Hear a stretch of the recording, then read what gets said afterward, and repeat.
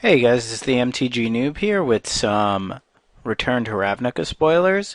PAX is going on, as you know, hopefully, and they have spoiled some new awesome cards. So let's just get right into it. Jace, Architect of Thought. First, planeswalker spoiled. He's obviously mythic. He costs 2 and 2 blue, just like a certain mind sculptor we might know about. He comes in with 4 loyalty, so far he's looking so good. Let's look at these abilities. We get a plus and 2 minuses. The +1 ability is until your next turn, whenever a creature an opponent controls attacks, it gets -1, -0 until end of turn. So it basically fleeting distractions minus the card draw. So that's pretty good because it kind of protects himself in a sense where he'll be dealt a lot less damage, but obviously if they have a big creature out by then, it doesn't protect himself as much as bounce it, like the Mind Sculptor used to do. Okay, -2, reveal the top 3 cards of your library. An opponent separates those cards into 2 piles. Put one pile into your hand and the other on the bottom of your library in any order. So basically you can get 1 card or 2 cards or 3 cards, and then I think this ability is going to be very good. It is a minus ability, so you got to see how the burn is in this format, but I think it's going to be hit or miss sometimes, but the majority of the time you're basically playing 4 mana and getting at least 1 card, but it is reusable. The -8 basically is pretty sweet. For each player, search that player's library for a non-land card and exile it. Then that player shuffles his or her library. You may cast those cards without paying their mana cost. So basically, if you have Jace in a Commander or EDH game, he's -8 or Ultimate is sick because you take everybody's best card. I think this will see play, especially if there's certain enchantments or spells or even creatures that win the game on their own. You can also basically remove their best card from the deck. So I like Jace a lot. I'm sure he's going to be, on eBay for $50, but, let's move on in life. And I'm aware I've been saying basically about 5 times, so I'm going to just try to stop. Okay, here's a rare for us. Pack Rat. Cost 1 and 1 black, so it costs 2. A rat. It's a star creature, and let's figure out what it does. Pack Rat's power and toughness are equal to the number of rats you control. So this is an all-star in a rats deck, obviously. And then it says 2 and black, discard a card, put a token onto the battlefield. That's a copy of Pack Rat. So now, as you can see, this gets pretty stupid. You obviously have to play this and then keep it in play to discard it, but then it's just gonna multiply. And Pack Rat is such a sweet name for things. It makes me think of like all those people who are hoarders and stuff like that. Okay, moving on, we have the Orzhos Charm. It costs white and blue, instant for an uncommon. Choose 1. Creatures you control gain lifelink until end of turn, or draw a card, or put target attacking or blocking creature on top of its owner's library. I like this charm. I think a lot of people are saying that it's not so great so far, but I think it's very situational. If you need a card, you draw a card. If you need to gain life, you gain life, and it's good on defense and offense. And obviously, putting a card, whether it's attacking or blocking, on top of its owner's library is very good. I'm sure there'll be some shenanigans where you can do it to your own creature and then draw that creature for certain effects. Okay, this guy's getting a lot of talk already. Judge's Familiar is cost hybrid mana, blue, so you can pay blue, 1 blue, or 1 white for it. That's how hybrid mana works. It gives you a choice. It's a curse catcher that flies, essentially. It's a bird flying, sacrifices Judge's Familiar, counter target, instant or sorcery spell, unless its controller plays 1. I think it's really, really good. You have to kind of play around things when this guy's on the field, and he just pecks away at their life and has evasion. Here's a mythic for you, Rikos Return. X black red.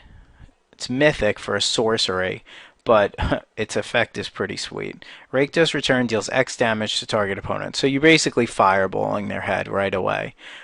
Then that player discards X cards. So it's like, oh, I'm going to fireball you and for 4, discard 4 cards. So it can be pretty devastating. Alright, this one's hard to read. It says Corpse Jack Menace, I believe. It's a rare. 2 black green for a creature type fungus. Comes in as a 4/4. If one or more 1/1 counters would be placed on a creature you control, twice that many 1/1 counters are placed on it instead. So I think this is going to be really good with the Golgari Guild Mage, and it's also like a doubling season on a stick to a sense, and I think it's going to be pretty sick with the Unleash ability.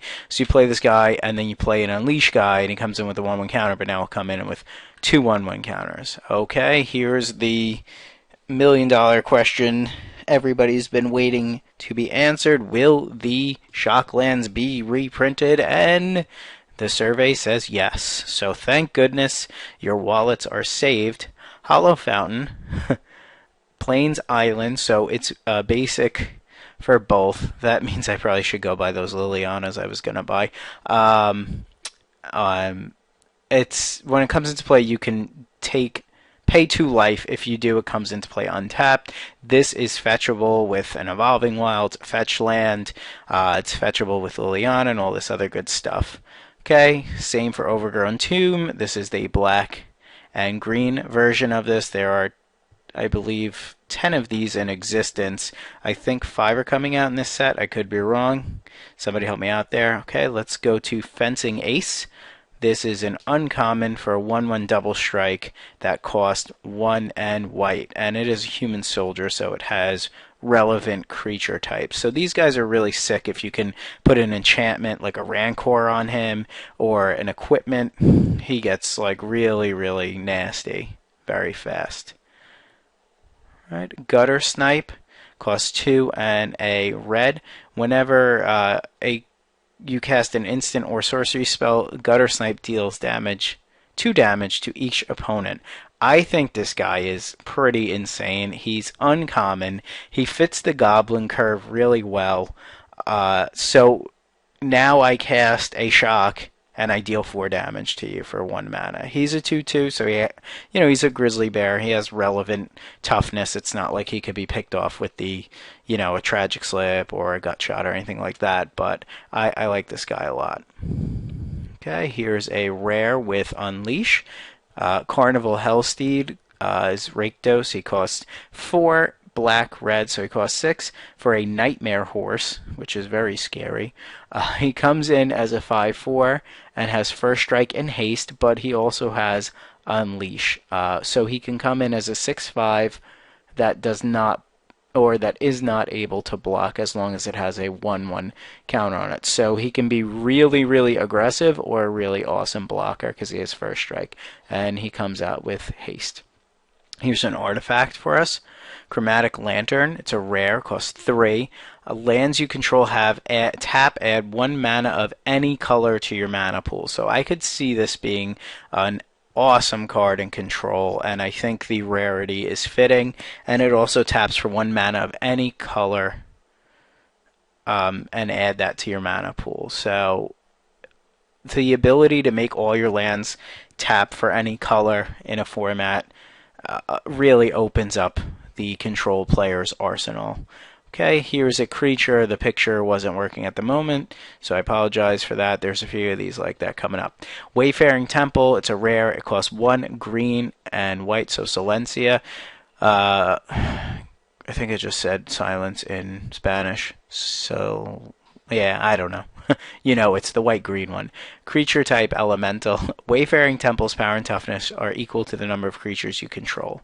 So, whenever it deals combat damage to a player, populate, and its power and toughness are XX or star.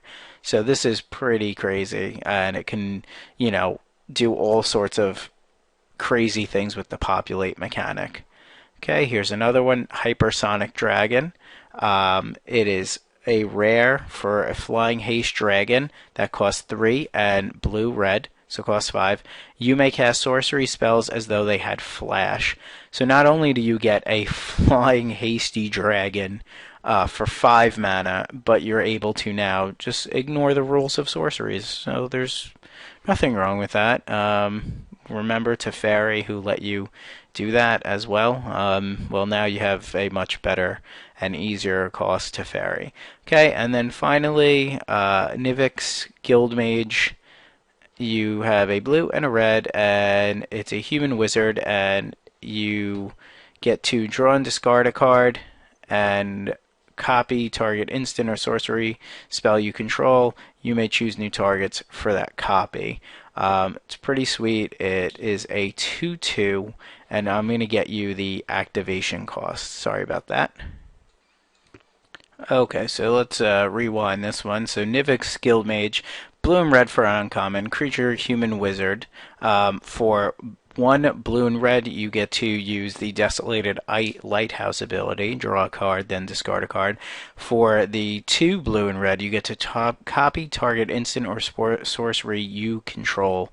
You may choose new targets for that copy. So I think this guy will see a pretty good amount of play. The fact that he's a wizard is relevant, if you ask me, because you can use him in a Delver deck based off of Cavern of Souls and things of that nature. And I think having this first ability is really nice, but on a 2/2 body it might be a little bit weak.